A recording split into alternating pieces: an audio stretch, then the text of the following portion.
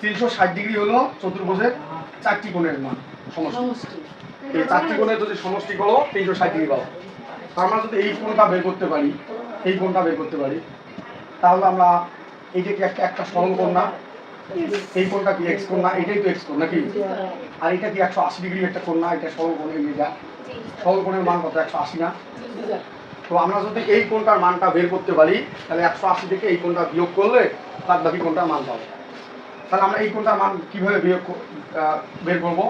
360 degree থেকে এই তিনটা যোগ করে বিয়োগ করে দেবো। আমরা 75 প্লাস 110 প্লাস 130 এগুলা সব যোগ করি। এই 360 থেকে যদি বিয়োগ করে দাও তাহলে কিন্তু আমাদের যে মানটা হবে এইটার মান। ওকে, তাহলে একটু হিসাব করে দেখি। তো 360 এখান থেকে 315 বাদ দাও, 45 ডিগ্রি হয় কোনটার মান? এই মানটা হয় 45 ডিগ্রি।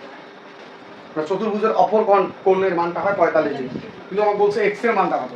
তো আমরা জানি তো এই এক্স আর এই 45 মিলে হলো 180, হলে মিলে কি 180 থেকে 45 ডিগ্রির মানটা যদি আমি বাদ দেই, কি করি 180 থেকে এই 45 ডিগ্রির মানটা যদি 45 ডিগ্রি বাদ দেই তাহলে আমাদের হয় কত? 35 ডিগ্রি হয়।